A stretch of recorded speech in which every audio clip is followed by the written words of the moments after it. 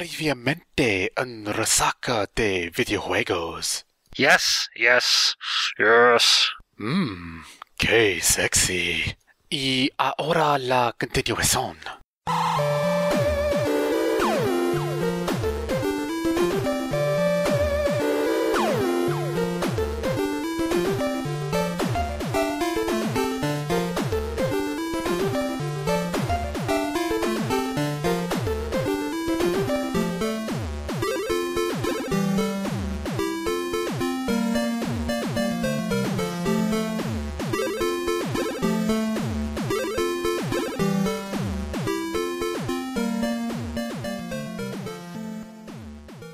Hello and welcome to Video Game Hangover. This is episode 4.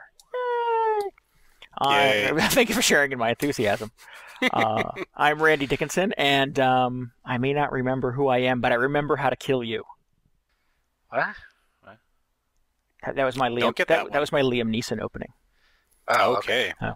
Thank you for the explanation, sir. Is that a little too current? Or am I late or am I early to the party on that one? You didn't lay on enough accent there. Oh, yeah, Try again. I'm not good with the voice stuff. Anyone who's ever listened to Video Game Community Theater can attest to that. Anyways, my name is Randy Dickinson. I'm in Poughkeepsie, New York. I am DJ Ross in Mountain View, California. And oh, these knives, man. Oh. Sorry. What? I love that the intro has become an attempt to out-weird each other. That's awesome. I'm not going to out-weird you guys today, though. And I'm Paul Sandu. I'm in Dallas, Texas. And you know what I love? I love it when unrelated patches reveal information about unofficially announced DLC. Let me see your face. And that, too. I love that. Okay, well, I'm sure that will beg further explanation a little bit later on this evening. On this week's show, we want to talk about the current state of downloadable content, both announced and unofficially unannounced. As well, Oh, I can explain what I meant if you like. Save it. I don't think anybody cares. Oh, No, we'll dig into it. I'm sure everybody that's smart. Everybody is dying to know exactly what you mean. Oh, my heart. We also want to talk about the Xperia Play, a.k.a. the PlayStation phone. That's probably not entirely accurate, but we'll dig into that. It's way more interesting than it sounds. So keep listening. Right. But first, listener feedback. Yeah, and we received, like, the most mail we've ever received ever. I'm literally sitting in a pile of, like, paper from all the listener feedback mail that we received. It's pretty awesome. People running down to the post office with their postcards, right? It was awesome. But, okay, people, listeners, we love you. We have so much feedback that we actually had to cut a few out, and it's still going to be a lot. I'm going to try and go through this as quickly as possible because we have so much. Whew, I got to take a deep breath because there's so much. All right, here we go. Starting off with Sarah. Her first gaming memory is watching her brother and his friends play Gauntlet and Zelda and, quote, other games where you walk around and do stuff, unquote. She preferred Dig Dug and Dr. Mario. Dr. Mario, good awesome. game. They're both awesome, yes. All right, we got Nathan, a.k.a. The Geo. And his earliest memory is playing Zombies Ate My Neighbors on the Super Nintendo in a hospital when he was around 6 years old. Nathan was diagnosed with cystic fibrosis as a child and was introduced to gaming in the hospital. That sounds kind of rough, but Yeah, here's the happy ending. This is the reason why he donates to Child's Play every year, Aw. and that's awesome. Yeah, That's awesome. That is awesome. I just, before you move on, I know where you're trying to hammer through this. I want to thank Nathan for sharing that because I think that's a very nice story, and I was deeply touched by his revelation of that. Thank you, Nathan. And massive props for donating to Child's Play that every too. year. That's awesome. Yep. All right, next is Matt, a.k.a. Panda Biscuit. And he says the N64 was definitely the most impactful system he had, especially Super Mario 64. It was the first game he ever received or ever got, and it pretty much set the bar for video games for him. After that, he was hooked, and that is not a bad game to get you hooked. It is a pretty fantastic game. All right, next we have the Sessa. And I guess, is that a girl? That is a girl. We have girls who listen. Wow. So that's Sarah, the Sessa, and then one more girl later on. Crazy. But Wow, who knew? But her earliest gaming memory is getting an Atari 26 and being addicted to Mega Mania, and hers still works. That is an impressive feat in its own. Wow. I had to look up Mega Mania. I had no idea. I thought she meant Mega Man, but apparently Mega Mania is its own game. I have never heard of it, but the fact that her system still works, I'm very impressed with that. They should sue Capcom for trademarking. Right. According to Wikipedia, it's sort of a Space Invaders kind of clone. Oh, okay. You know what I get from this? That Microsoft really should have hired some Atari engineers when they designed the Xbox 360. Pizzow! Okay. Now, Russell emailed us, and he's saying the same day he listened to our never-ending podcast number 3 is the same day that he received Xenogears in the mail, and he agrees with us that the weekend... Actually, he agrees with me that the weekend when Metal Gear and Xenogears came out was amazing. And speaking of Xenogears, it is out on the PlayStation Network tomorrow. That's true. Yeah, if you've never played it and you don't want to pay exorbitant eBay fees for it, just go download it and spend the whole weekend playing it. We dare you. And it is the deepest game you will ever play. Deep, so deep. It'll blow your mind. It'll change your life. It's that deep. Anyway. I may have to try it. I may have to give it a go. I'll report back. I may be overselling it a little bit, but it's a good time. Onwards, Mr. Graves says that playing Super Mario Brothers with his mom when school was closed due to a blizzard. That's a cool mom you got there, Mr. Graves. I like your mom. Naughty Secret says that being utterly terrified of Casey Munchkin for the Odyssey 2. Not sure why, it scared me shitless as a kid. I had to look that one up, and it looks like kind of a Pac-Man clone, but it is a little creepy looking. On the Magnavox Odyssey. That's going back, man. Wow. Oh, awesome. Fantastic. See Buckeye Jedi 42 playing boxing against my sister on the Atari. Damn, I'm getting old. Indeed, sir, you are getting old. Yeah, we all are. Then we have Disco Strings, sorry, that's my buddy RJ, my StarCraft partner, via IRC. And for those that don't know, that's Internet Relay Chat. It is the coolest thing in the universe. But he tells me that... Yes, it is 1995 still. Yes, I love it. It's like my time capsule type of thing, I guess.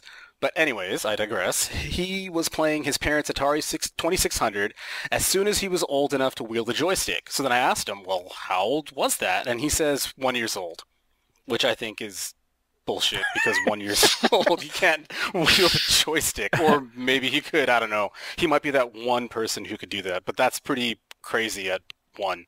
Well, I mean, that Atari joystick was not super complex. But 1? Yeah, a stick and a button. I don't know. Next time I see him, I might have to put the screws to him and say, tell me the truth. You were 5 or 3. I don't know. Maybe he was 1.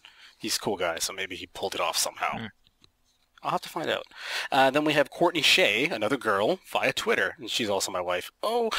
She was around 4 years old or so. Audience plant. Well, I thought we needed it. We weren't getting a whole lot of feedback. And then a flood came in, and that was awesome. So her first gaming memory is being age 4, roughly, and seeing Contra being played by the big kids, and she put that in quotes. And Contra is a hell of a game. I love that game. That was one of my my way back games. And what was that? That was one of my way back games. Yeah, I love that stuff. And then last and certainly least is SB via Twitter. I'm kidding, Stranded. I'm kidding. We love you. And now this one I had to look up. He says that his earliest gaming memory was playing Attic Attack and Jetpack on a ZX Spectrum. And he says that Yanks will have to look that up. I'm Canadian. I still had to look it up. And the ZX Spectrum is an 8-bit home computer that was released in the UK in 1982. And from what little knowledge I have about the UK, apparently the Nintendo wasn't released there, the NES. So PC gaming is really the big thing for a lot of retro gaming for people from the UK. I was going to say you're mispronouncing that ZX Spectrum, yeah. But then I was like, oh, he's British, so I'm going to let it slide. Oh, no. Canadians pronounce it correctly as well. Zed. Zed's dead, baby. Zed's dead. Anyways, we had a little more feedback than that, but unfortunately for time constraints, we had to cut it. So hopefully next time we get some feedback from people, we can get you in there. But thank you so much for your feedback, folks. Excellent. Yeah, it was awesome. It was awesome. Before we dig into our topic of the week's topics of the week, we want to talk, as we usually do, about the games we've been playing lately. I've been prodded into going first, so I think the I haven't turned on my PlayStation or Xbox in like 2.5 weeks. Things have been a little chaotic. So I've been doing a ton of Nintendo DS gaming and cell phone gaming. I finished on a plane the other day. I finished Ghost Trick, which I've talked about in a previous podcast, which I like a lot. It was quite a good game. The ending was fantastic. It was in classic sort of Phoenix Wright vein. It was super talky. Like it was sort of like big revelation, giant finish, and then 40 minutes of conversation. Well, it's not really 40 minutes. That's an exaggeration, but there was a lot of talk, and I was like, oh, come on. But it's good. It's a really good game. It's a great whodunit. It is surprisingly effective as a whodunit. The mystery to it is really, really excellent, and I enjoyed it quite a bit. In my brain, I'm composing a review. So if that ever translates to sort of going down on paper or into a computer, I'll post it on videogamehangover.com.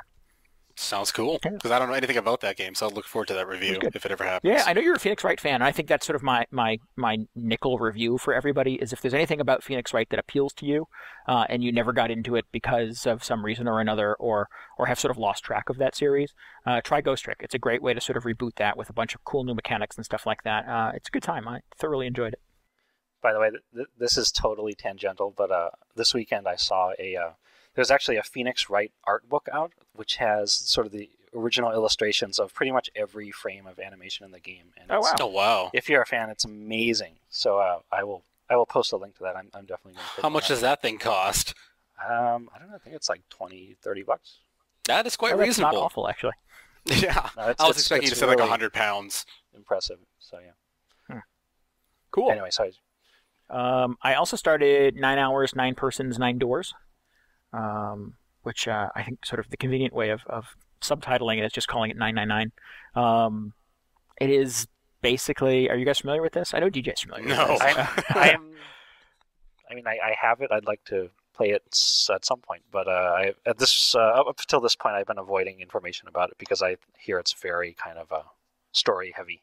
It's insanely story heavy. It is essentially a book on the DS. It's dialogue. Well, not necessarily dialogue, but narrative. And occasionally it sort of frees you up to solve puzzles. I guess sort of the conceit of it, and I'm not super far into it yet, is that you wake up locked in a room. I guess theoretically the title sort of gives away with 8 other people. And you have 9 hours to unlock 9 doors and escape. To me, it sounds like Saw. Somebody turned Saw into a video game, which I know Saw has already been made into a video game, but yeah. So I'm afraid that it might turn into Saw. I mean, be very afraid. Right. Well, that first Saw movie is actually really good, but the rest are kind of garbage. Does the game have Cary Elwes in it? I know Cary Elwes trying to hide his British accent, or Australian accent, or whatever the hell accent he's always trying to choke down and doesn't quite succeed with doing. Anyway, sorry, that was cruel. Sorry, Cary Elwes. I know you're listening.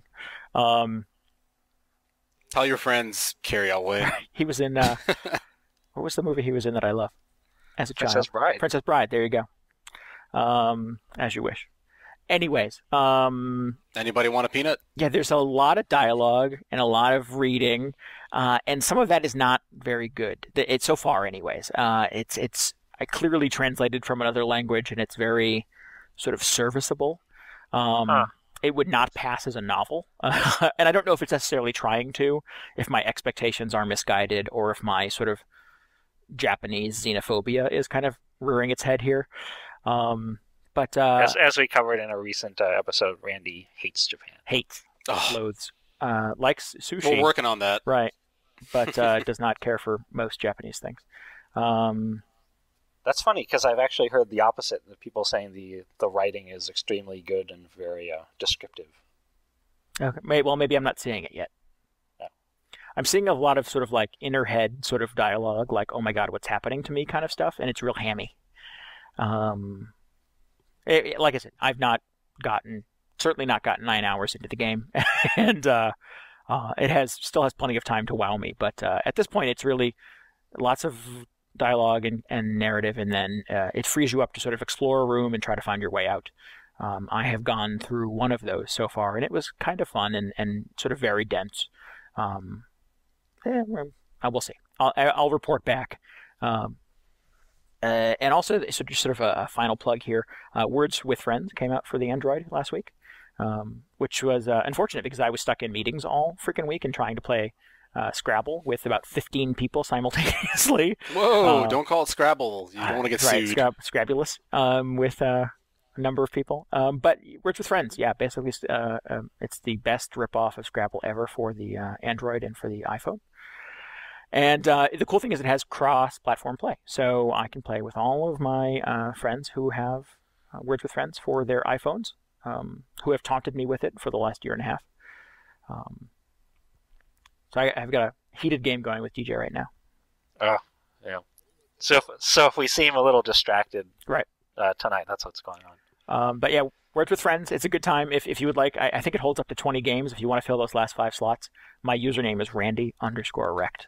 Oh, you actually have 15 games? Oh my god. I had like 3, and that was the mental overload for me. Oh, no, I'm thoroughly... Well, you're sending me emails going, it's your turn. And I'm like, dude, I got 14 more rotations before I get to you. Okay, gotta wait in line. Right. But we'll get there, and I'll beat you all. Yeah, probably not. I've got a little bit of a lead that I'm hanging on to. I feel bad that I've talked so much smack about Scrabble up to this point because I'm getting my ass kicked. But anyways, that's sort of been my week. I'm looking forward to turning on my PS3 this week and playing some Killzone, but that is yet to happen. So once that does, maybe I'll report back. But up to this point, it's been all portable. Cool. I have been playing a little bit of PS3. I've been spending a lot of, earlier in the week, I spent a lot of time with Test Drive Unlimited 2, which is a game that I only got on DJ's recommendation, so I'm loving it.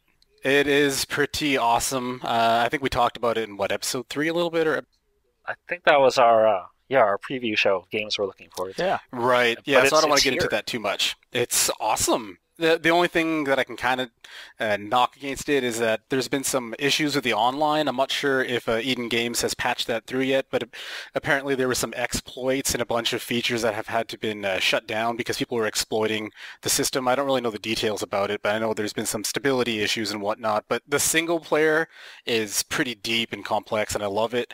I don't want to get too much into it, but it's just, I love that game. And then, of course, I had the flu all week, so I thought the best thing for me was to play some StarCraft 2 over the weekend and played 13 hours in a row on Saturday nights. Just could not stop. Yeah, just a little bit. I thought that was probably the best medicine for my flu, and wow, I'm tired. Still carrying that hangover from that 13-hour session, but that's really about all I've been playing this week. That's insane. Yeah. It started off innocent enough, like RJ and I were like, okay, let's play a couple hours of StarCraft. And we just had good game after good game. Even our losses were fun. We just felt that we were improving that night. I don't know, 13 hours. To find someone who can game with me for 13 hours in a row, that's pretty rare, so mass props to you, buddy. It's longer than I'm awake on some days. It's pretty insane. Not really sure how many more kind of sessions I have in me to do that, but it was pretty awesome. I think that I'm riffing here, but that might be a fun maybe question of the week. What is your longest gaming session ever? Yeah, we can do that sometime. And what was the game, I guess? Can you beat Paul's record? Can you beat Paul's? Right, exactly. and if so, what is wrong with you? Oh my god. Well, I did set a pretty impressive record back in 1998. I don't think I'm ever going to match that, though. I think impressive is subjective, but... Yes. Moving on. So what have I been playing? So last week, I picked up Tactics Ogre, Let Us Cling Together for the PSP. It's Let Us. Is that really what it's called? That's the full name, yeah. Let Us Cling Together? The director is a huge Queen fan. It's excellent. Not making that up. But anyway, it's so good. It's really extremely good. And I feel like I just barely scratched the surface, so I'm probably going to talk more about that next time. For the record, I don't know what it is. Could you sort of define it a bit? It's sort of like Final Fantasy Tactics, which I'm sure you also have not played. But you sort of guide your little army units around on a grid to defeat the enemy units. See, I was going to ask you, how does it compare to Final Fantasy Tactics? Because I love that game. It's the predecessor to Final Fantasy Tactics, so you can see sort of how the gameplay has evolved since then. Mm-hmm. And I may be mistaken here, but I think it's one of the first games of this type at least on console, this sort of isometric tactical RPG. Oh, is this just a remake, or is this a brand new game? Yeah, this is a remake of okay. It was originally on the Super Famicom in like '95, I think. Yeah, okay, I've played that. Okay, I know what game now. I thought it was a new game. Okay. I don't know, but it's incredible. It's a sequel to Tactics Ogre. We will rock you. Yeah, that game yes. actually. It's a sequel to Ogre Battle: The March of the Black Queen. Oh, really? Mm-hmm. So you didn't believe me. I know. Do tarot cards make a comeback? Oh yeah, tarot cards are all over the place. Actually, I got a nice little pre-order gift set of tarot cards. Came with the game. Oh, I saw the pictures of that online. That was really cool. It is extremely cool. I'm trying to think of the sort of the dorkiest way of having it framed or mounted somewhere.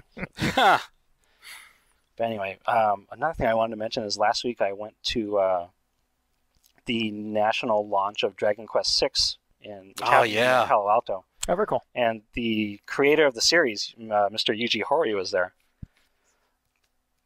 And it was great because, got to hang out with a bunch of Dragon Quest fans in line. It looked like this big premiere event. People are walking by in the street asking what the huge line is for, and we're like, it's for Dragon Quest. Did you say it in a nasally voice? As nasal as possible, yeah. Yes! But it was great because, we got into the store finally after, I think we're originally supposed to take about 50 people for signatures, and when I got there I was like number 54, so I was like, I can't believe it. Oh. But he was a great guy. He, even after the 50 people went by, he would, he just kept having people come up to him, and he was chatting with everybody, and it seemed like he stuck around for a pretty long time. Very cool. Seems like a great guy. Awesome. Got my copy of Dragon Warrior 1 for the NES signed, and he drew a picture of a slime on the back. Wow. Yes, I saw that. That looked fucking amazing. That's awesome. Good for you. It was pretty amazing, yeah.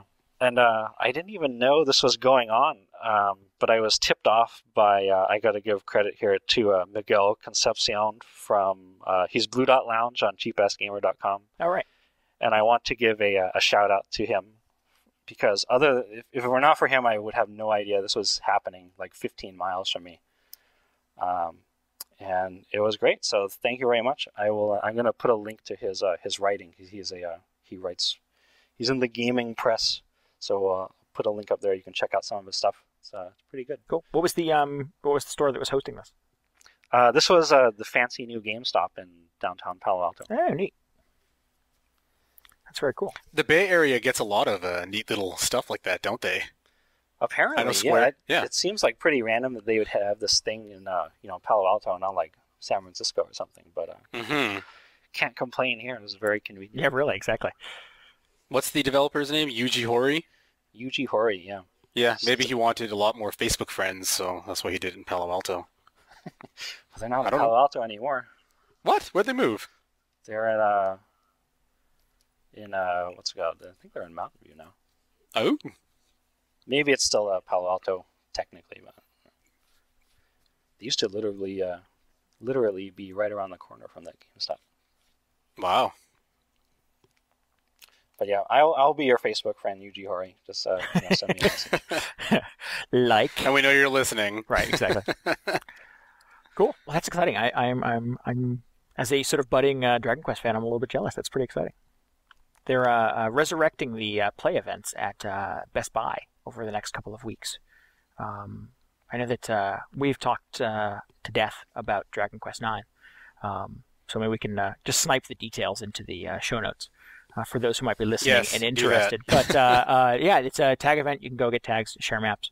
There's a DJ. You said there's a map you can download from the event that is pretty. Yeah, there's going to be one of these boss maps at the event, and it's not supposed to come out until May, I think. So you can get it a couple months early. Cool. But yeah, we'll tag the details onto the show notes for those who might be interested, like me. And only you. No, right. Yeah, that awesome moment where I share with my girlfriend that I, as a 36-year-old man, will be late to her house because I'm going to a Dragon Quest tag event. And she went, "What?" I'm sure that went over Yeah, well. it was a good time. I love these little moments of my adult life. Um, anyways, on to this week's big conversation. There, Yeah. Paul, I think you're gonna kick this thing off. What's on your mind? Well, as some of you may or may not be aware, Marvel vs. Capcom 3 released last week, and there's already been some talk about the DLC that's coming out for that game, so I thought, hey, what the hell, why don't we just talk about DLC? And more specifically, why don't we talk about the kind of DLC that we like and don't like, because personally, I'm not really a big fan of the way that Capcom is handling the DLC for MVC at all, but I don't want to turn this into a wine fest quite yet. So why don't we talk about the kind There's of still DLC? plenty of time for that one. Right, you're Yeah, open to it evolving into a wine fest, though, right? we'll get there. Oh no, we're gonna get Oh, okay. there. But let's start off on a positive note. Why don't we talk about some of the DLC that we like, and then get to and talk about some of the DLC that we consider nickel and diming, because that exists as well. Like, DLC is a double-edged sword. So I'll get things started. I'll tell you the kind of the DLC that I personally like is anything that kind of adds to the experience. BioWare has done a really good job with Mass Effect 2 and with Dragon Age as well. They have a lot of character type of DLC, which is like brand new characters that you can put in your party, and then like 2 to 4 hour long episodic type of DLC, which, for like $7 to $10, I think is a great value. I Red was actually Dead. going to say that that first episode they did for Mass Effect 1 is one of my all-time favorite DLC content. I don't know. I was going to mention units. Mass Effect 1, but the thing is, that was like, didn't they also release some sort of a battle arena, which was completely worthless? Yeah, I that didn't was even bother down. pretty bad. But the first one was really good. It was very good. Was that Bring Down the Sky? That was excellent. And Yeah, that was actually. it's fairly early in the Yeah. this generation of DLC-enabled games. So Right. See, It's a good start. BioWare, they're doing a decent job now. I know that they even designed Dragon Age Origins with the intention of having episodic DLC easily accessible right from the main menu and stuff like that. They tried that with Mass Effect 1, or so they say, and obviously it had mixed results. But Mass Effect 2, it's excellent. And then like Red Dead Redemption and GTA 4, Rockstar I think they've done an excellent job with the DLC content for those games as well. I mean, you look at the GTA 4 DLC, those are like, they just reused the old assets and basically released separate games just using those assets, and I thought that was really cool because it expanded on the main story arc that they had in GTA 4 proper. So I don't know, I mean, what kind of DLC do you guys like? Because those are like some examples of stuff that I really dig. But those are pretty exceptional too. I mean, those are like the GTA 4 episodes were sort of their own standalone games. So like Yeah. they got Right. their own release and everything. And they So were those pretty kinda massive. cool. I think they were, what, 10 plus hours each, were they not? Oh yeah, Yeah. yeah, they were like separate games. Yeah. Well, they were good about that with Undead too. I'm sorry, with Red Dead's Undead Redemption, which I think it's sort of in recent memory is one of my favorite pieces, where you take a world that everybody has sort of played, who's played Red Dead anyways, and reboot it essentially by adding this sort of completely game-changing event and redrawing the world with all of these new effects in it and stuff like that. It was I thought it was pretty spectacular because it was really just Red Dead Redemption, but you take that world and insert zombies into it, and it changes everything. It was awesome. I thought that was a good time. I actually finished that, and I didn't finish Red Dead Redemption. So, Well, how Nice. long was the Undead episode? Wait, is there like a single player component to that too? Because I've just played the sort of horde mode. yeah, there is. No, there's a campaign there too. Oh. Yeah, I didn't know that. yeah. That's I think the kinda cool. campaign is another 10 to 15 hours. Mm-hmm. Yeah. Oh wow. Yeah, I mean, if you go through and do all sort of the classic collectory craziness. I mean, there's all this sort of, what you call it, mythical creatures you can hunt down, chupacabra and stuff like that. Oh really? Yeah, Wow. yeah. And there's zombie vampire bears and things like that you have to kill. And there's the four horse. A zombie and a vampire bear. I may be making Sounds- that up. That might be a Sounds lie. terrifying. But there's sort of the four horses of the apocalypse, war and pestilence. You can collect all those, and they all have special abilities. And this Can is you ride them? you can in fact, yes. And this is all beyond the scope of the basic sort of plot of the game, where you're trying to figure out what's going on and save the people you love from the zombie apocalypse.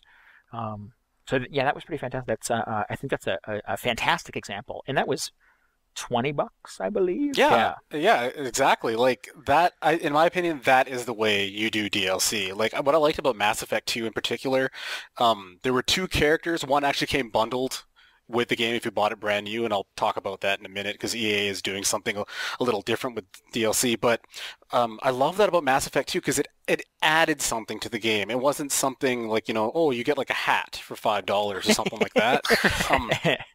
Like some of the characters, like the one character that you can get, Kasumi, she is super useful in battle. You can go through Mass Effect 2 without ever, playing her story or getting that DLC, but she adds something to the game. And my favorite episode of content that was released for Mass Effect 2 was the Lair of the Shadow Broker, which was like about 4 hours long. It actually it's best played if you play it after you've completed the game. It actually fleshes out the story of some stuff, and it actually involves one of your old squad mates from the first game. So it like you have this character from the first game who has an arc. She has a brief appearance in the second game, and then her arc starts to flesh out a little bit in this DLC, and that's a beautiful way of handling DLC.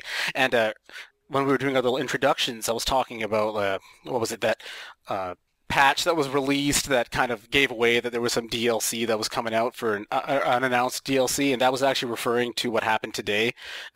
As you may or may not know, Mass Effect 2 for the PlayStation 3 has had a few glitches, some serious, some not, and I think BioWare released a patch for the game today, and what happened is once that patch was finished, people could check their trophy list, and they saw that there was a bunch of new trophies for a expansion pack called Arrival that hasn't even been properly announced yet. And it's kind of funny because it has now given away the DLC. Like, see, BioWare, they have said, they're on the record, they're going to release a DLC sometime in the next couple of months that bridges the gap between Mass Effect 2 and 3. And now we know what it's called, and we kind of have an idea what's going to happen in that DLC from the trophies. And I have no doubt in my mind that it's going to be an amazing, like, 5 to 8 hour episode bridging the gap between the two games. But oops.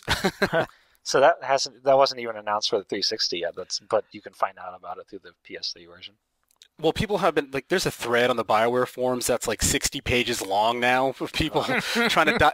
This is what I don't know. BioWare has got like fanatical fans, and I consider myself amongst their numbers. But people are like trying to. Do really? Yeah, I do. I mean, I don't post on their forums, but I love BioWare. But let me just briefly go over this. Basically, what people have been doing is they're like, oh, this is what this trophy is called. What could this possibly mean within the context of the story arc? And people are just like coming up with these crazy-ass theories just based off what the trophy is called. It's hilarious to see what these people are coming up. And unfortunately, it's a holiday in a lot of parts of Canada and down here as well. So BioWare has been unable to give out an official press release, but they may tomorrow. But it's just kind of funny how that happened. Huh. Well, on some level, I mean, that's kind of that's just sports commentary. I think it's people who are sort of into it, sort of theorizing and sort of prognosticating. I mean, I would more expect sort of a fallout from the Xbox crowd regarding whether or not they're going to see that piece of. Well, they are. Yeah, it's going to be really quite a coup. Yeah. Well, this is the thing. Okay, it's going to come out at the same time on the PC, 360, and PS3. There's no way BioWare would release it on the PS3 first. It's just that this glitch happened from this patch. Right. I think it was just an unintended consequence. But there are people on the forum right now crying, saying, "Oh, PS3 sucks. They're gonna get the DLC first." And I'm like, "There's no way that BioWare would do that." Welcome to the internet. I know, it's ridiculous. I'm more excited that finally we get kind of a hint as to what's going to happen because I'm a big fan of the series. But that's the kind of DLC that I love. I think, for my money, I like the idea of additional story content. Like, I think the example you used was the walk-on character from the main game getting their own DLC pack. And I think, just if memory serves, the Red Faction Guerrilla story expansion did that as well. I think they took a sort of a secondary character and made her the lead in the add-on pack. Yeah, that one was kind of cool. Right, and they did with Enslaved as well, where Pigsy, which is a character that sort of shows up halfway through Enslaved, he's the star of the DLC pack. And like that, in theory, really appeals to me. Like, I really like that idea. And I think who did it? Assassin's Creed 2. There was additional story stuff you could download, and Alan Wake. There's I think 2 episodes you could download. And like, I like all of these games, and I would, in my brain, I would love to have more of those stories, but I've not played any of this DLC. Is there any particular reason why? I feel like I'm done with the game. I feel like I played it and I finished it, and as much as, oh yeah, cool, a Pigsy thing, like his own game for a couple hours, like, that sounds really cool. I just don't feel sort of motivated to like take the disc off my shelf and download that piece and add it on and do it again. There's a part of me that feels like sort of I can get to it later. Like if it's an add-on map or a weapon or something like that, there's a part of me that sort of feels like you have to use that now while the game is sort of hot and other people are playing online and you can sort of use that map. Like if you ever feel like playing Enslaved again, it's sort of in the back of your head. Right. There's this extra content there. I would go back and play the Pigsy thing rather than playing the entire game over again. Yeah. Oh, see, that's interesting because the kind of DLC that I'm not interested in is weapon packs and stuff like that. I have like no interest in that. Right. But if it's something that fleshes out the story or is possibly like a side story that relates to the main story arc, I would be far more interested in that or something that expands on the gameplay. But like weapon packs and costume packs, not super interested. Yeah, I think suitably priced and certainly not for every game, but certainly for the right games. I mean, I've bought map packs, I've bought weapon packs for games before, and I buy them for the games that I play online sort of most regularly. Okay, that's a little bit different when you're playing them online. Like a map pack for a game that you play online, that does expand on the gameplay. Right. I don't think I've ever bought a weapon download for a single-player game, though. The first Dead Space did a lot of that, and I bought a couple of those Just Cause weapons. Those are fun. Oh, that's right, I did those too. I'm negating my points here, but yeah, no, I wrote sort of in the notes here that I'm motivated by mapathy, and I forget where that expression comes from. In one of the commercials, probably for like a Call of Duty game or something, coined it. I think that was Infinity Ward before they self-destructed. Right. When I get sort of apathetic about playing the same maps over and over again, I'm susceptible to that. The example I have here is that I liked Blur. I played Blur quite a bit when it first came out. We were playing it weekly. But I got really tired of driving the same cars on the same tracks over and over and over again. And I feel like Blur sort of would have continued to appeal to me if I could download a couple more tracks and unlock a few more cars. They said they were working on something, right? Yeah, they did. When the game was announced, know what happened to them. Yeah, they had committed to post-game support, but clearly the game didn't sell because Bizarre Creations is no longer with us.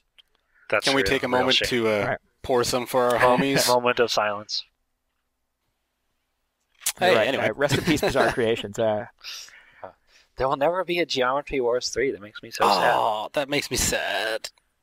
That's a good game. Sorry, Randy, didn't mean to interrupt you. No, that's fine. No.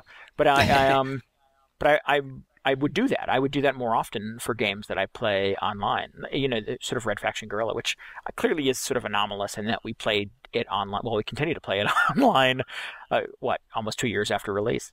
I would probably have continued to buy maps for that if they continued to support it. But I think the choice that Volition made was to move on to another game. Move on to other games. Well, and I think they released a single-player challenge mode thing, didn't they? Oh yeah, that was. I think they released Destruction. 3 different deals. Yeah, Destruction mode, boring. Yeah, well, I mean, boring to me. Somebody like that. I know that it has its fans, but it didn't appeal to me. Yeah. But yeah, I know. I mean, I don't know. I sort of go back and forth on DLC, and it's definitely sort of if it appeals to me in the moment, if it sounds like it's going to add something to my experience, I'll do it. I certainly don't buy every piece of DLC. I love free DLC. I download free DLC for games that I don't even have yet. Just like download. Right. If something's free in the store and it's for a game that I don't own, I'm going to download it just in case I buy that game at some point. I mean, there have been stuff that sort of comes out at free and eventually becomes for charge. So yeah, I think that's a kind of the tricky proposition of DLC. The pricing has to also be right. I think people look at DLC's pricing structure a lot more carefully than they would otherwise. Right. Like DJ, what sort of a DLC do you like? Well, I mentioned that Mass Effect thing. And then another thing that is sort of different from everything that we've talked about is I'm actually a huge fan of DLC for Rock Band because... Oh yeah, I can see that.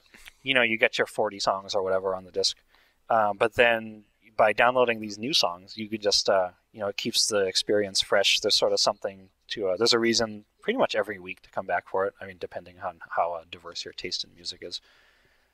Shall we take another moment of silence for Rock Band? Rock Band's still with us, yeah. Oh, it was Guitar Hero. Heroes. Okay. There's no more heroes, yeah. I don't know if we need a moment of silence for that. They sort of drove that into the ground. DJ Hero's good stuff. It's unfortunate that that has sort of gone the way because I think there is a world of opportunity in that mode, and it was never really embraced. Just Activision trying to cash in. Right.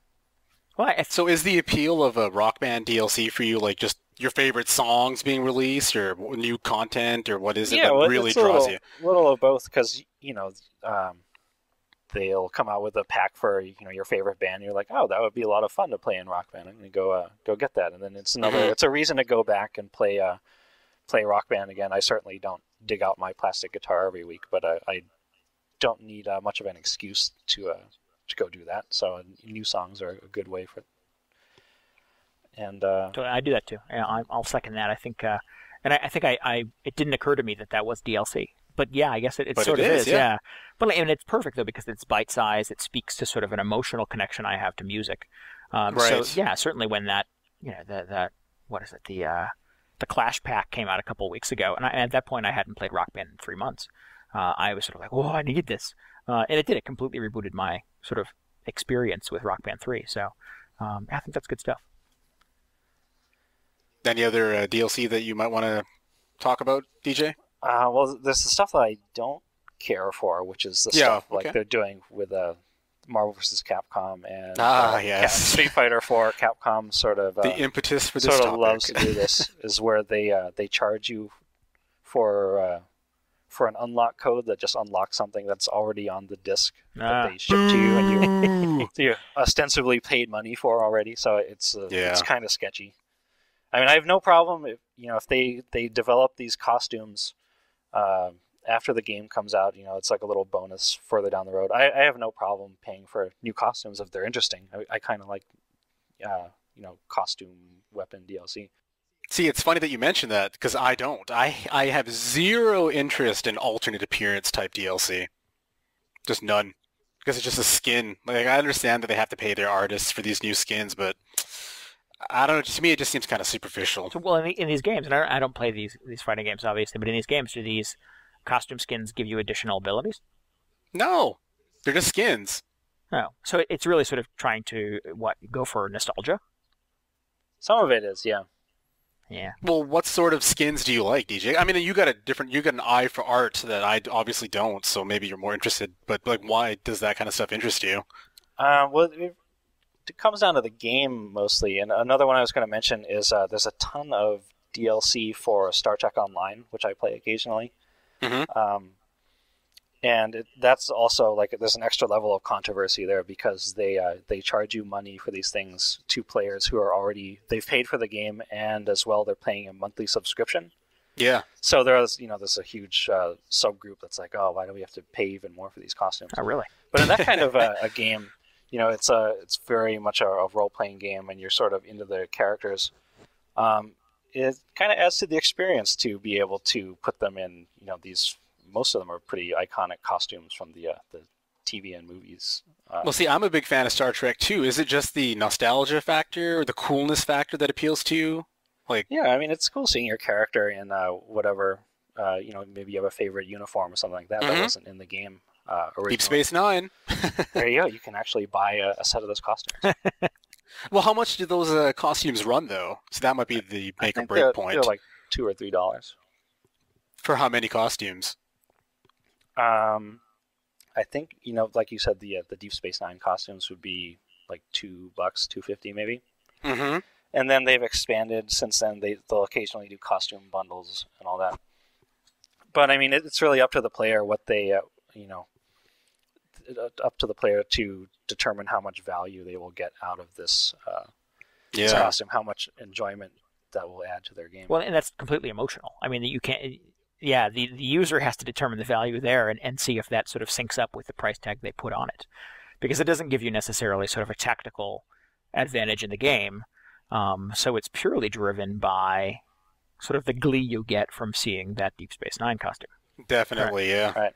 And then another game I wanted to mention was Soul Calibur 4, which has a huge character customization element and is by Namco, who is infamous for just turning out, I think for Ace Combat 6, which is, just fly fighter planes. They had hundreds of dollars, like literally hundreds of dollars of DLC for alternate skins for these planes or different planes. And the skins, I don't think they add anything to your arsenal or your abilities or anything, but everybody sort of expected this to repeat with Soul Calibur, and I was actually kind of excited because I spent many hours customizing my characters and that, so I was like, oh, bring on the custom costume DLC. I'll open up my wallet for you guys. And I guess for that game they made an exception. They just put out maybe 1 or 2 packs and we're like, okay, that's it. Yeah, I remember that. They put like a Halloween pack and a Christmas pack. Were those free, or they weren't free, were they? No, they were. I mean, they were fairly cheap as far as DLC goes, but a little disappointed that that never materialized. They also did have Yoda. They did. Oh, yeah, I remember that. And I bought it. I was bored, or maybe I had too much to drink that night. I don't remember. The guy is talking about he doesn't like the costumes or the extra weapons, but he did buy Yoda for Soul Calibur. Yeah. I have an example of one that I think was handled really well. Splinter Cell Conviction. For I think it was for 6 months. I'm sorry, not 6 months, 6 weeks or maybe even 2 months after Splinter Cell Conviction came out. They unlocked an extra weapon in the game for you. So every time you would pop in the disc on a new week, it would give you a little pop-up that said, this automatic shotgun has been unlocked this week, or proximity mines have been unlocked this week. And it did that every week for probably 2 months after the game came out. And those are all free. And those are all free. Those are all built into the price. Oh, that is game. awesome. Yeah.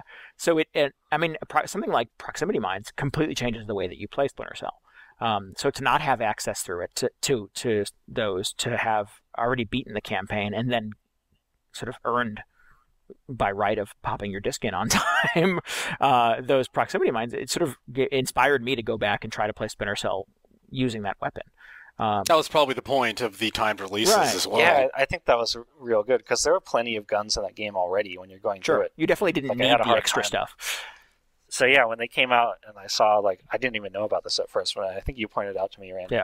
And you're like, oh, by the way, there are all these new guns. Right. And I was like, oh, that's cool. So now I'm going to try playing through, this old level, but with a different gun. Right. And it kind of, it's another way of bringing people back to the game they may be neglecting. Well, it was really cool because they gave you at the start, they gave you this weapons locker, and you open it up and you can scan through all of these weapon slots, and you're like, I don't have that one, I don't have that one, I don't have that one. And some of them you pick up in the course of the game, some of them you have to sort of earn online, and a lot of them were these ones where you just have to sort of wait for the right week, and it would fill in that slot in your locker. And I'm like, this is ingenious. I'm totally motivated by this. And obviously, and this is the same Ubisoft that's nickel and diming us for everything else. Well, it's the same Ubisoft that has given away 2 free packs for Assassin's Creed Brotherhood. So they seem to be open to trying new stuff. Actually, it's funny because that's good. In my email I got a message from Ubi asking me to take a survey about DLC. Asking be careful what you say. Right, exactly. What kind I liked and what kind I was motivated by, and what the last few pieces I bought were. One of the things that I typed in is that I would be open to, for the right game anyways, I would be open to a DLC sort of season's pass, where if I could, when the game came out, pay one fee for sort of continued promised support of this game. I think sort of the example I have in my brain, just because it's sort of current, is Killzone 3. Which clearly is going to have sort of a massive online component, which I think I'm hopefully going to get very into, time permitting. And I think in the interest of sort of keeping the online community sort of knitted together, I think they need to sort of support in a way that everyone has sort of a reasonable amount of access to those extra maps and weapons and stuff like that. Right. So if in addition to the cost of my $60 title, if I could pay $20 today, and get promised, 4 downloadable map packs over the next 6 months, 3 packs of costumes, 2 packs of weapons, or whatever, I would totally do that. I'd be down for sort of, and I don't know if anybody's even thinking this, or if this is just the way sort of my brain works, where I'm sort of seeking value for things. Well, it's funny because EA is kind of doing that with some of their games. I don't know if you've heard of their Project $10 initiative. But how like developers, they don't get a single penny when people go to GameStop and buy a game used. So what EA is trying to do is trying to make it they're trying to make it more exciting for people to buy games brand new. And so what they do is they throw in a bunch of decent DLC if you buy their games brand new as opposed to buying it used. Like for Mass Effect, when you bought the game brand new, you would get like, what would you get? You would get, I think they promised you would get 2 free DLC plus a character DLC if you bought it brand new. But if you bought the game used, you would have to pay an extra $10 to get access to that DLC that people who bought the game new already had for free. And I kind of like that because now I have an incentive to buy these games new. And then, when you start rolling that with the bonuses, the $10 off or $20 credits you get from Amazon for pre-purchasing games, you start to see a lot of value start to kick in for these games, buying them new, and that all has to roll in with the DLC that they promise. And once, like BioWare's got a good track record with me, so now I happily buy their games brand new, fully expecting to get some free DLC just for buying it brand new, and I think that's excellent. And this kind of day pass is kind of like along the same line, so hopefully some developers will try these kinds of new takes on it, because there is a lot of money to be made if done properly. Well, you can't play. I'm curious. Is that a season pass thing, something that they brought up in the survey, or is that just your idea? No, that was just me. Oh, there was cool. a blank empty box at the end. It was like, anything else you want to tell us about? And I'm like, how about a season pass? And then, yeah, I definitely wouldn't put down $20 for every single game that comes down. A lot of it is sort of like case by case. But there are certainly favorites. There are, like Uncharted 3. Like, take my extra $20. I'll pay for anything you produce for that. You know what I mean? And I think there are people who would probably see it the same way for things like Call of Duties or Medal of Honors or whatever they are, just to sort of guarantee that additional income. I think the EA is doing a similar thing with Dead Space 2, where you can't even play that game online, and it has sort of an online multiplayer. You can't play it online unless you type in the code from inside of your package. So if you bought that game used off a shelf at GameStop or from eBay or whatever, and somebody has already redeemed that code, you've got to put in you've got to buy a new code from them for $10.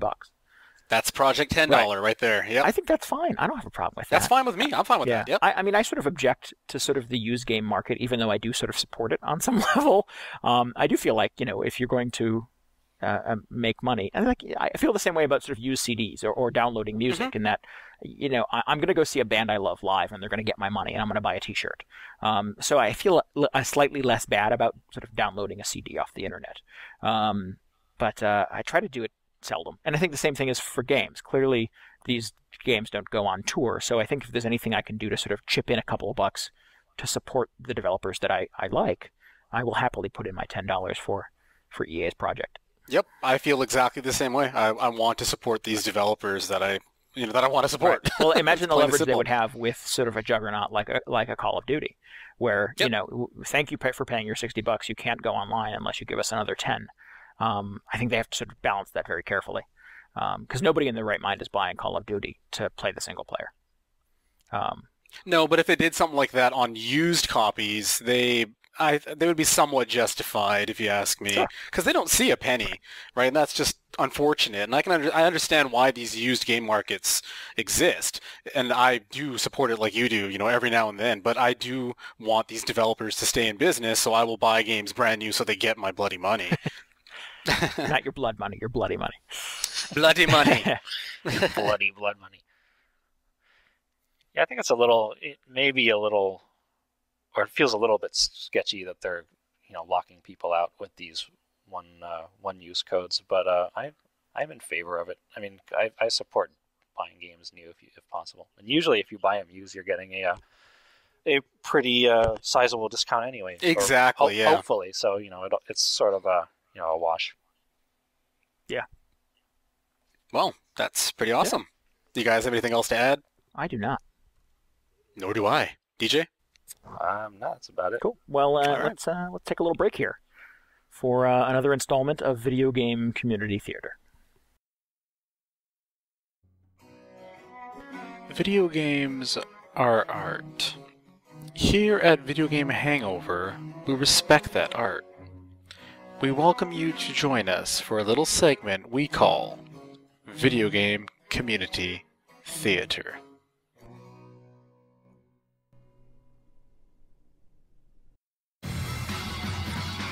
Once upon a time, you were able to pit Colonel Guile against Terry Bogard. That game rocked. This is our homage to that incredible battle.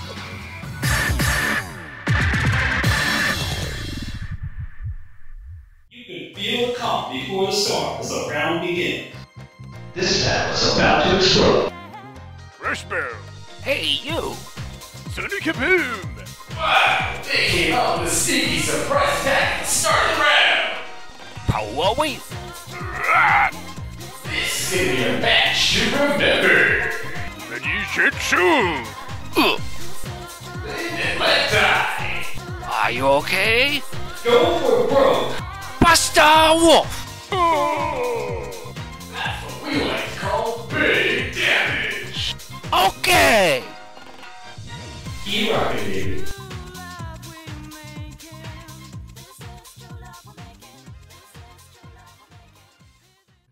Thank you for joining us for this installment of Video Game Community Theater.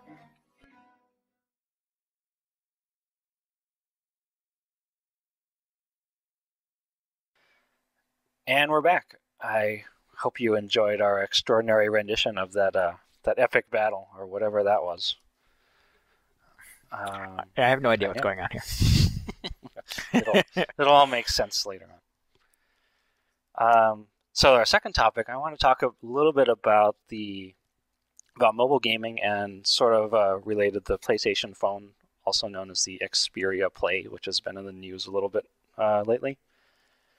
And talking about the Xperia Play, it sort of made me curious about what the appeal is to gamers who may already have either a smartphone or a PSP, and then maybe 6 or 7 months from now, the NGP, Sony's new portable PSP successor. So what the Xperia Play is, it's I guess it's a Sony Ericsson cell phone, but it sort of folds out and it has sort of PSP controls beneath. And they're saying I think it'll play PS1 games and some PSP games, question mark. And TBD.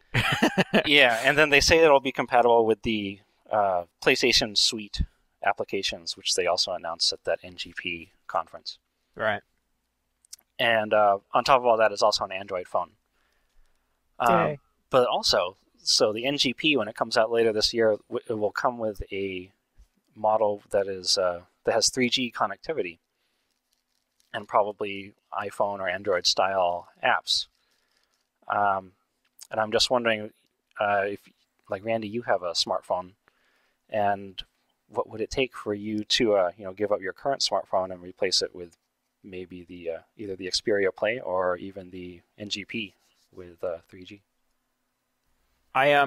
Well, I mean, first of all, I like that it's an Android phone, and I mean, sort of in the epic smartphone war, I've already sort of chosen my side, and it is apparently Android.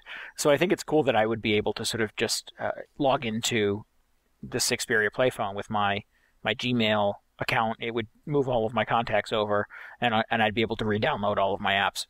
And I would have access to PS1 and select PSP games. Yeah, that sounds pretty cool. Yeah, that's cool to me. I think that's exciting. I think sort of the things that make me nervous are that it's select PSP games, and it's clearly not going to allow me to play my UMDs. It doesn't have a UMD slot, so I would have to pay to download the PSP games that I want access to.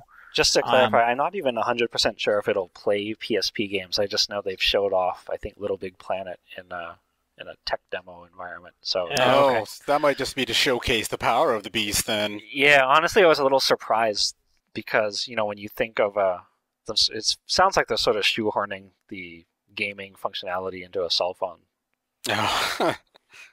But, that's just my take on it. Right. Sure. So, I mean, I think at its most surface, if you could tell me that I would have an Android phone, that would be an awesome phone that would allow me to do all my fun smartphone things, and I could play PS1 and possibly something resembling PSP games, or even to sort of make it sort of platform agnostic. If I could jam my Nintendo DS carts into this thing and play them on my phone, I would buy that. I would buy that in a minute. I don't do a lot of... I think we have to sort of draw the line between mobile gaming and portable gaming. Yeah, there is a difference. Yeah. And I do a lot of portable gaming. In fact, I mean, sort of in this week's sort of what you've been playing, I was only doing mobile gaming. I'm sort of portable and mobile gaming. I'm getting buried under the weight of my own parallel. But I think that would work for me. But I don't know that there's necessarily a phone coming to market, and certainly there isn't one today, that does everything I want it to do. I was one of those dumb people that bought a Nokia N-Gage. Ooh, so you're the one. Yep. It's still on a shelf in my closet if anyone wants it. But that was an attempt to sort of have a cell phone that you could put carts in to play real video games. And it was okay. And some of the games on it were decent. There were quite a few that I played, but as a phone, it was shit. It was a horrible cell phone. If you don't know what we're talking about, Google it. Google side talking. Look for the phrase side talking. Yeah, exactly. It was the thing where you had to I forget if there was a version of it where you had to take the battery out of the phone to change the game. That is correct. Right. That's correct. Which is ridiculous and stupid as well. Clearly Nokia was not the person to pull this off. I'm much more optimistic that combining a Sony phone with a Sony Ericsson phone with an Android platform is a cooler way to make this happen, and to make it happen in a way that would be sort of gamer friendly. I don't care about Angry Birds, and I know that will probably You're upset. like the one person in the universe who doesn't care about Angry Birds. I don't get it. I'm the second person. and tried to like I'm the Angry second person. Birds. Oh, I'm the third person. And it's funny because I'm like my people I work with who are not gamers, who are not certainly not gamers in the sense that I'm a gamer, love Angry Birds. That's a topic for another right, night. that is another topic for another day. They are gamers if they play video games, blah blah blah. But love it's not Angry a blah, Birds. blah, blah. My regional director is working her way back through every Angry Birds level now, trying to earn all the stars. Yeah, perfect scores and whatnot. Yep. She's a woman obsessed trying to do this. And I don't believe I've gotten more than 10 or 15 levels into it, and I just don't care. There's nothing about it that appeals to me. So, yeah, I mean, if I could play Little Big Planet on my cell phone, that's awesome. I would do that in a minute. But I don't know if that's necessarily what this is promising. See, I'm sort of in the same boat. I mean, I got my first smartphone last year, and it's a company-provided BlackBerry, and the BlackBerry is complete ass when it comes to mobile gaming, so I haven't even delved into it too much personally, but, excuse me, it is something that I'm keeping a very close eye on because, as you said, like a lot of quote-unquote non-gamers, they're really getting on board on this mobile gaming thing. I mean, Angry Birds has made millions for the developer. I mean, they were talking about it on the radio the other day on my drive to work, like about how everybody's addicted to Angry Birds. So there's something there. It's obviously it's tapping into a market that's not necessarily us, per se. I'm sure that you guys do a little bit of mobile gaming. I don't do any at all. But, like I said, I'm very excited to see how this platform grows because I think what mobile gaming has done is it's kind of blurring the lines between like social networking and gaming, at least when it's done right. And I'm looking forward to seeing, what some developers can do with this sort of quote-unquote always plugged in to the entire network type of console. I think social gaming on the phone, it can really open some doors to some exciting experiences that we've never seen before. And that's what I'm really looking forward to. Because personally, I do a little bit of portable gaming because I need my analog sticks or whatever else. And I don't see that kind of a control scheme on most smartphones these days. But if somebody can just somehow get a harmony between the two, color me interested in that. But as of right now, I don't do a lot of mobile gaming. I think the Xperia will have not analog sticks, but sort of analog touchpads or something like that, which to me sounds awful. Sounds like those virtual analog sticks they have on the on iPhone games and Android games and all that. Mm-hmm. Right. Not too great. See, I kind of need that tactile response for my analog sticks, so that wouldn't really work very well for me. Right. Well, I think that is a convention that sort of gamers, and I almost said real gamers, and I know that's not accurate, and I know that's the kind of thing that gets you yelled at. I would take issue with that, sir. But that's the kind of thing that gamers like me want from this experience. But I think there is an entire generation of gamers who have played mobile games that don't have joysticks or buttons, and I think that I'm out of touch with that. Mm-hmm. Yeah, it's rough. I mean, clearly the smartest thing anybody could do is to try to get Farmville or Cityville onto a cell phone. And if that happened, it would be insanity. I think that that person would sell a lot of cell phones. But that's not me. That's not sort of the gamer that I am. Like, those games don't appeal to me. The only thing, like, as far as gaming goes on the go that I do is obviously sort of the aforementioned Words with Friends, but like things like Foursquare, which, I mean, sort of at its heart is a game. It's a social game. It's a sort of a networking thing. It's a real I world. was actually going to ask you about Foursquare because that's more of like sort of go to Starbucks and get a badge like Right. That's gaming. On its most sort of basic level. And I'm motivated by that. I get very, very happy when I become the mayor of something stupid. And then when I get ousted as the mayor, when I get that little flicking message in my inbox that says you are no longer the mayor of your favorite coffee shop. Get the bloodlust. Right, exactly. It certainly does light a fire.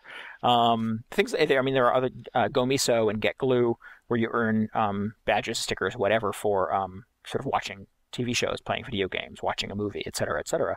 Mm-hmm. That stuff motivates me too. So essentially, those games are taking like this addiction to achievements and implementing it to like doing your everyday things. Right. Now, see, I think it's like that's where I see achievements mobile gaming. for real life almost. Yeah, Sure. see, that's where I see the strength in this mobile gaming platform. Now, I do have a question. I don't use Foursquare. I don't know if they have a BlackBerry app or whatever, but can you actually earn discounts for your favorite places? You can. Yeah. You can. Yeah, sometimes you'll get like free drink if you check in here at a restaurant or something like that. And I'm sort of fascinated by the Foursquare concept and how it's real world locations and interactions, but it just feels like there's a lot of potential, and they could do more with it. Sure. From where it is right now. Yeah, I think in a lot of ways it's not been sort of truly harnessed for the money. I think the moneymaker it could be. Yeah. I think on some level maybe they're still surprised that people use it. But I think, Well, it's still a bit of an emergent platform, right? We got to give it a few years. I think the days are coming, of course. Oh, but, yeah. yeah, I mean, certainly there are businesses, and they're good at telling you, too, that if you check in somewhere, you get a little pop-up that says, hey, there's a discount nearby.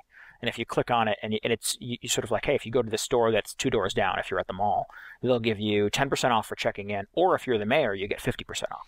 Okay, so that makes sense that like people are trying to make these games and stuff that are apply more to the marketing side of things so they can make their money. But just imagine if some developer makes a game that's kind of in that vein but uses more like you have to cooperate with people who have the game running to accomplish certain tasks within the game. That could be pretty interesting. Like you take like an RPG style type of game, and in order to overcome some of the obstacles you have to tap into those people who are playing the game currently or even within a certain radius of you, and you all have to like do certain things to get over the hump to progress in the game. That could be something that hasn't been done before because you're always plugged in to your mobile network when you're running. And I hope that some developers take those kinds of ideas and use the social aspect to do something besides try to sell more cups of coffee, because that's that's the obvious place to start. Sure. You want There's to make that your one money. Scavenger, I think, which is Scavenger. sort of like Foursquare, except when you beyond just going to the location and checking in, you actually have to accomplish something there. Like they're usually silly things. The examples are like you build a hat out of your foil burrito wrapper, which aside from just being gross, I don't know how many people are going to do that. Right.